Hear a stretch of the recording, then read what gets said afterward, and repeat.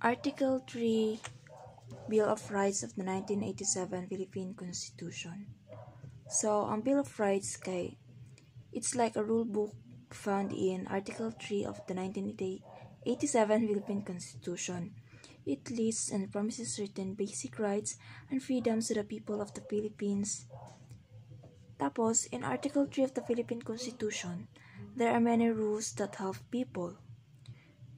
For example, there's a rule about freedom of speech, which says people can freely express their thoughts and ideas without anyone stopping. Bill of Rights of the 1987 Philippine Constitution.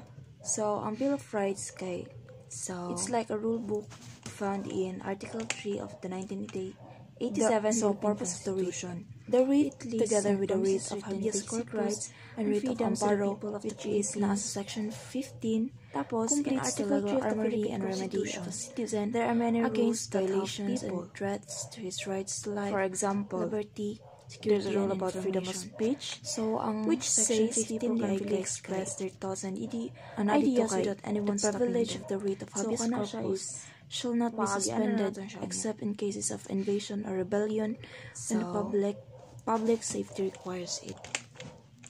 So, purpose of the writ, together with the writ of habeas corpus, formal written, of amparo, nagikan sa Section 15, order from a court that the legal armory and remedy of a citizen to rights against violations and threats to his rights to life, the purpose of writ means security and information. This means that Section 15 there are important legal tools that help protect a person's rights, the privilege like of the writ of habeas corpus, freedom shall not be suspended except in cases of invasion or rebellion.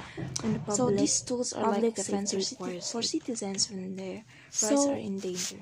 Kining purpose of writ kining habeas corpus formal written specific writ that helps if order from a court that imprisoned can na magamit nimo to protect your rights. Example imagine someone is put in jail without a good reason. So maniron ka ng kuan. This means that there are important legal tools that help protect kanang person's rights like their life, freedom, safety. Pag makulong ka without any good reason, pwede mo magamit ang writ of habeas corpus are like defense for citizens when their rights are if their arrest is lawful. So mga kining habeas corpus sa court using this specific type of writ that helps if someone is unfairly imprisoned. So, example kung dili ganito siya lawful, imagine someone is put in jail without a good reason. Pwede ka makaroon gamay nga butang makagawa sa kulungan. So, kanang murag unfair corpus siya fair. Kung siya murag shield to defend people rights. Pag makulong ka without any good reason, at risk, pwede mo magamit ang writ of habeas corpus, writ of amparo, to court to check if the arrest is lawful. Another type of writ that helps in someone rights sa court at risk using this habeas corpus. Example, check kung unsa pa jud imagine a person kung dili ganito siya threats from unknown pag-arrest sa imo, pwede ka maka threats makes the person feel unsafe and worried about their life and well-being in this situation.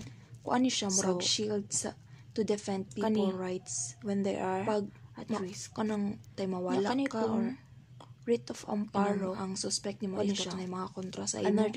Another type of writ that helps in someone's rights are pwede kang mga yutabang sa writ of amparo. Example, para ma-check ni mo. Imagine a person starts receiving threats from unknown individuals.